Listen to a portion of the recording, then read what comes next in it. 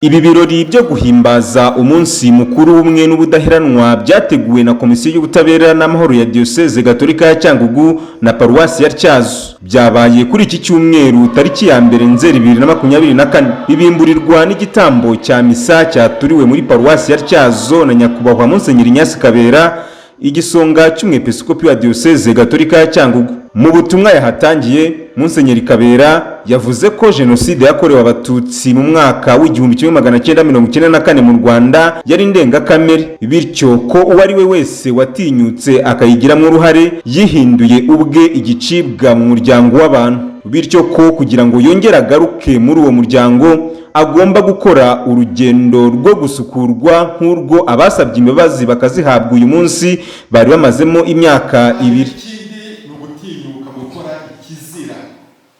Abanyarwanda muri jenoside babaye mutabago nyamaswa ariko babaye nyuma y'inyamaswa.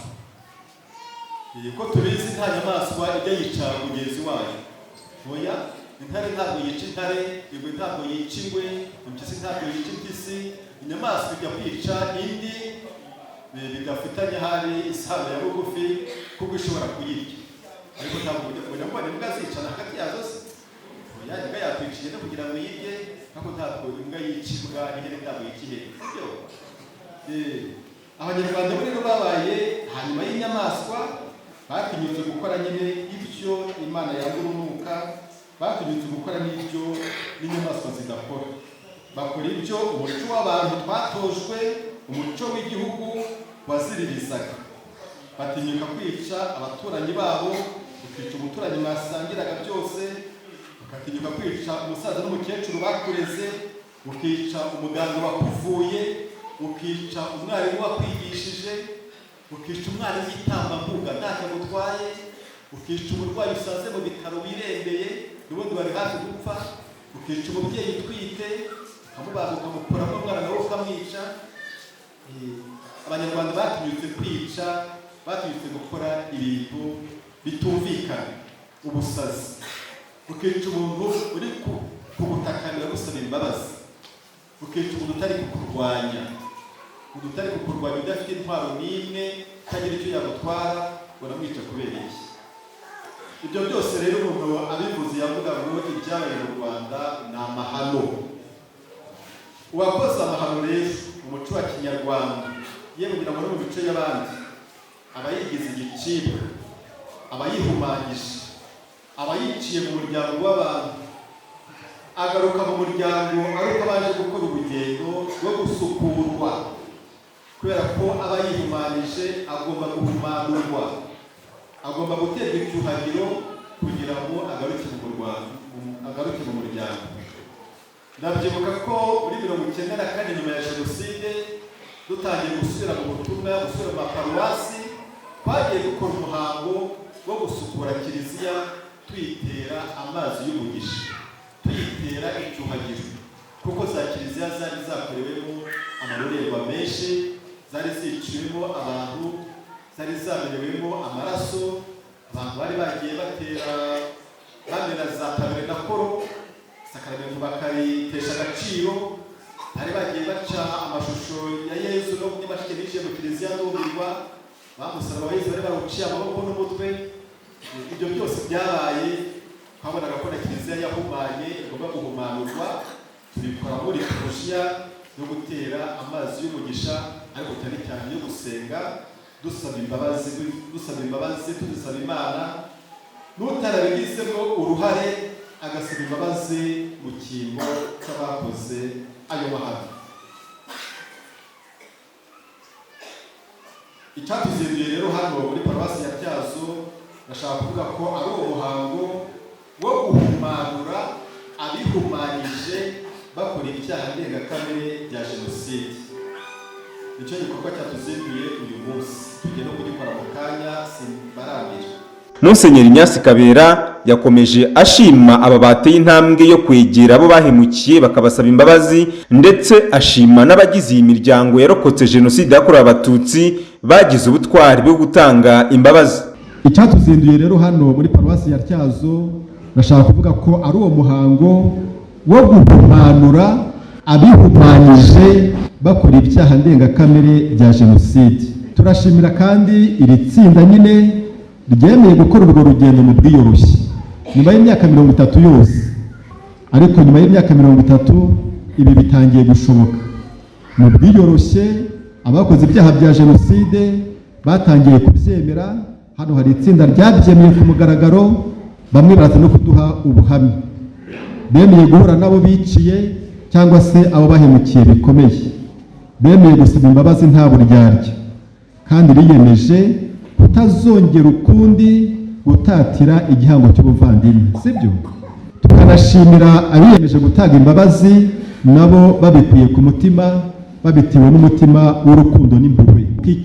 Muri iki gitambo cya misa, Sinumvayabo Albert wo muri paruwasi ya Tyazo, umwe muri 11 bagize uruhare muri jenoside yakorewe abatutsi mu mwaka w'1994, bakoranye na komisiyo y'ubutabera n'amahoro urugendo rw'isanamutima. Imbere y'imbaga y'abakristu yasabye imbabazi umuryango wa Nyirandagijimana Christine yahemukiye, nawe yongera kuzimuha ku mugaragaro. Bose bakaba bashimye komisiyo y'ubutabera n'amahoro yabafashije kugera kuri iyi ntambwe y'ubwiyunge. Kurusaba imbabazi leta y'ubumwe, nasaba imbabazi n'Imana kuko nayo yabifashijemo, nongera gusaba imbabazi Kiliziya ari bamwe bw'umuteraniye hano. By'umwihariko uyu muryango wanjye niciye umwana wawo, abasaba imbabazi mbikuye ku mutima.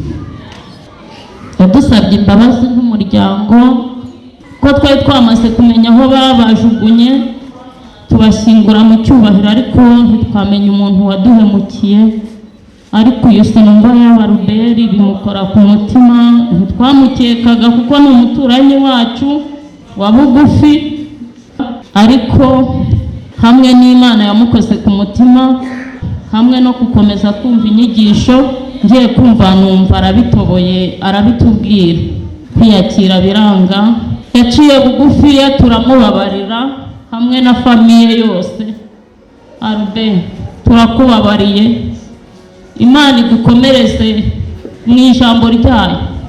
Iki gihango twagiranye ntuzongere kugitatira. Ruhande rwa Philippe Musengi, umuhuzabikorwa wa komisiyo y'ubutabera n'amahoro muri Diocese Gatolika ya Cyangugu, yashimye Kiliziya Gatolika y'u Rwanda yo yashyizeho iyi gahunda y'ubumwe, ubwiyunge n'ubudaheranwa igamije gufasha abanyarwanda komorana ibikomere batewe na jenoside yakorewe abatutsi. Ndashimira Kiliziya y'u Rwanda irangajwe imbere n'abepiskopi Gatolika badushyiriyeho urwego rukuru rwa komisiyo y'ubutabera n'amahoro, baduha n'ubutumwa bwo kwegera umuryango w'Imana muri Kiliziya mu Rwanda kugira ngo komisiyo y'ubutabera n'amahoro ibegere, baganire, bomorane ibikomere, kandi ibyo biganiro bigere ku ndiba z'umutima. Nk'uko rero tubibonye hano kandi nk'uko twabizindukiye, twabirarikiwe, uyu munsi ni umunsi w'imbabazi. Imbabazi zivuga kuzisaba bimwe bikuye ku mutima, kandi no kuzitanga bimwe bivuye ku mutima.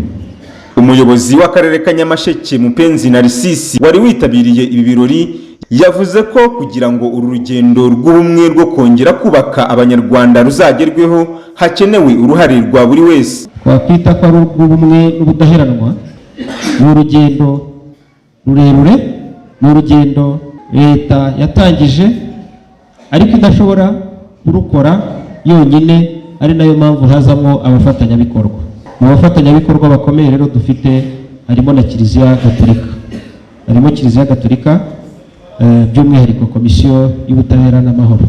Ntabwo birumvikana rero niba leta hari igikorwa yatangije, Kiliziya ikemera gufatanya muri urwo rugendo, twebwe nk'abantu twabuzwa n'iki? Kugira ngo uru rugendo rw'ubumwe rwo kongera kubaka ubumwe bw'abanyarwanda tuzarugereho, nuko buri umwe azarugira urwe, kuko hari icyo rukiza ibikomere ku mpande zose. abagera kuri 11 bagize uruhare muri jenoside yakorewe abatutsi basabye imbabazi imiryango igera kuri 20 y'abarokotse jenoside bahemukiye nabo bazibahera imbere y'imbaga y'abakristo. Bose bakaba bibumbiye mu matsinda abiri mashya ya komisiyo y'ubutabera n'amahoro, ariyo abaharanira ukuri ndetse n'itsinda bunze ubumwe yo muri paruwasi ya Tyazo. Aya matsinda akaba aje yiyongera ku yandi agera kuri 63 asanzwe abarurwa muri Diocese Gatolika ya Cyangugu. Theophile Ngendahimana, Radio Maria Rwanda muri Diocese ya Cyangugu.